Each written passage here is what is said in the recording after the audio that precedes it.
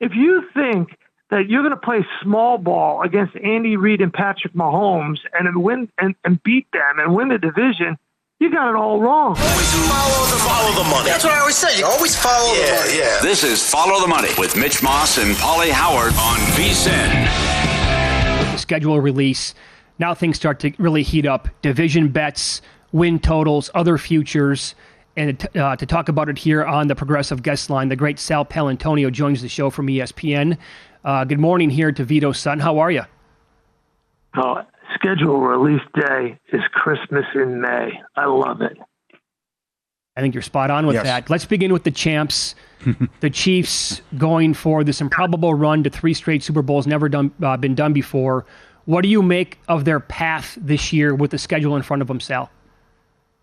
I think it sets up really good for the Chiefs on a number of levels. Number one, they open up at home with the Ravens coming into their building. And here's what I love about NFL teams. They say, all right, here's how we're going to beat the Ravens. We're going to get Derrick Henry. We're going to get Jim Harbaugh going to Los Angeles, and he's going to build a run-first offense. That's not how you beat the Chiefs. You got to score more points than the Chiefs. You got to put up a passing game. If you think that you're going to play small ball against Andy Reid and Patrick Mahomes and win and beat them and win the division, you got it all wrong. It's just not going to happen that way. You may want to try to slow the game down. They got the player of the draft at the bottom of the first round. How in the world NFL GMs allowed the Chiefs to draft Xavier Worthy, the fastest player ever in NFL Combine history, runs a 4.21 40. I mean, come on. This wide receiver out of Texas is Tyreek Hill 3.0. He is going to be a great addition. If you think you're going to go in there with Derrick Henry and play small ball, it's crazy. The way the Chiefs win is they get an early lead, and then they make you throw the football, and then they unleash Chris Jones and Steve Spagnuolo and that blitz-happy defense. Yep, and the division's a joke, and I can't believe they're only $2 to win the division. That's going to be plenty of wins right there, too.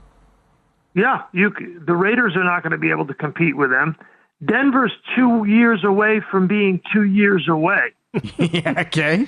Yes. All right. And then Jim Harbaugh, listen, I think Jim Harbaugh is going to have success at the NFL level. But if he thinks he's going to load up on offensive line and play small ball and just run the football, and that's the way he's going to win an NFL title, a Super Bowl trophy, forget it. Remember the last time he went to the Super Bowl, he had the dual threat quarterback of Colin Kaepernick. He didn't run the ball when he was coaching San Francisco. He had a dual threat quarterback. Yeah.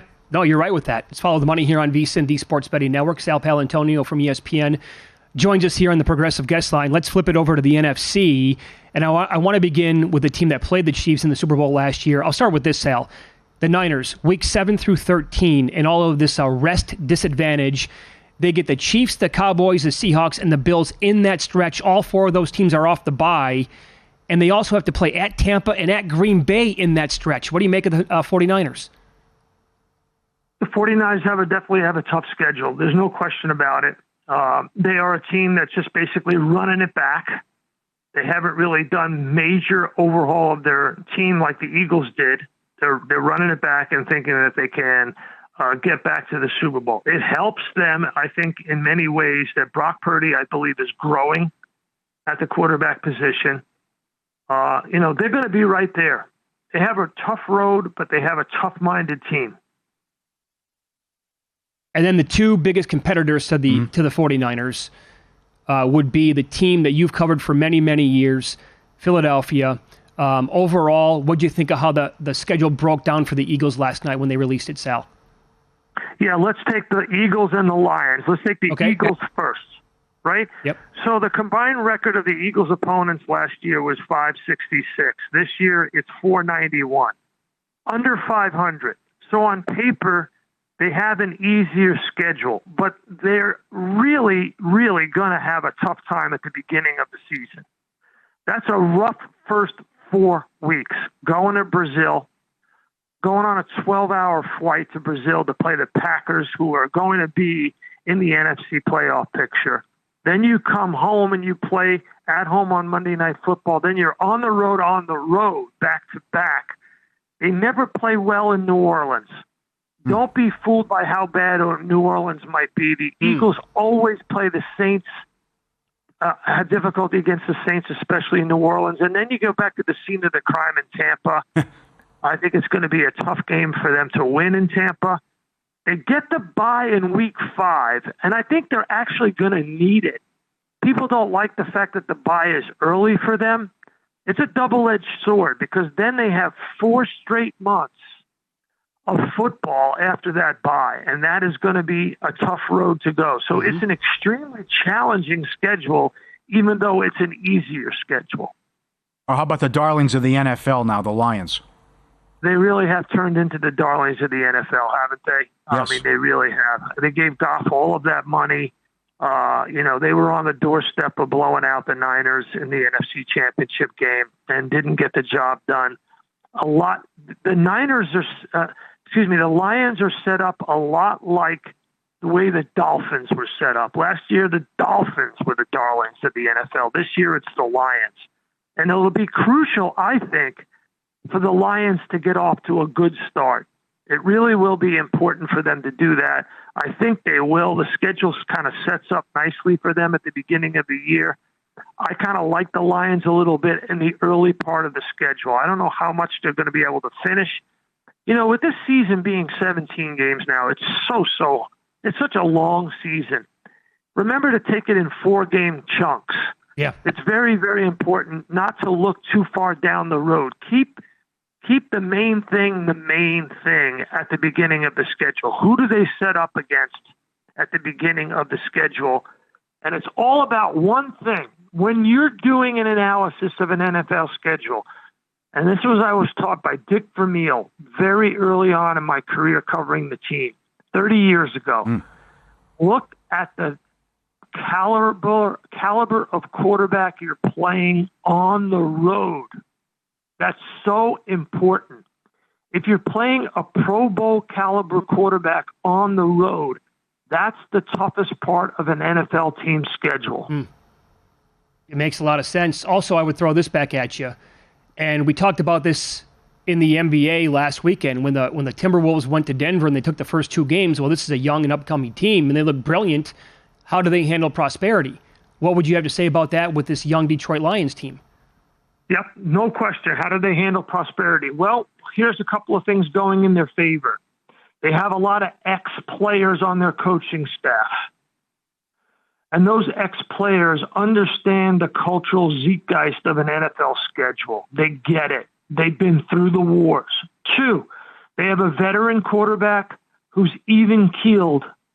He doesn't get too high, doesn't get too low. A lot of people say, well, that's a disadvantage. I think that's an advantage. This guy knows how to handle the emotional ups and downs of a season. Jared Goff, in my view, is very quick on the trigger. He's got an accurate ball. He plays within the system of his offense. I think he's going to be very good. The one thing, you're absolutely right. The game. NFL games are games of emotion because there's so few of them. You put so much of your personality and personal emotion into a game. If you let that dictate how you play, it can get you into trouble. Yeah, well said. As always, quickly here, like 35 seconds left. What do you make of Christmas Day games on a Wednesday on Netflix? I like it. Okay. I love it. I think I agree with what Roger Goodell said at his press conference in Las Vegas. And I was sitting in the first row. It was at Allegiant Stadium, in your home stadium right there in Las Vegas. He said, we want to go where the fans are. And, expanding that as much as possible, middle of the week on Netflix, I think it's absolutely fantastic. It'll be really, really good for TV, for Netflix, and for the National Football League. Pleasure to talk to you as always, Sal. Thanks so much for the time. We appreciate that. You got it, guys. There you Great go. job, Sal sir. Paolantonio with us on the Progressive Guest Line from ESPN. A lot of good nuggets in there. That makes a lot of sense, obviously. Check out, especially early on in the schedule, how many really good Pro Bowl level quarterbacks are you taking on the road. I think they're going to be okay handling prosperity. I like the angle there with the former players, but Dan Campbell, he's a little too emotional for me overall. But I like what he has done with the culture, and I think he's nailed. I like Jared Goff.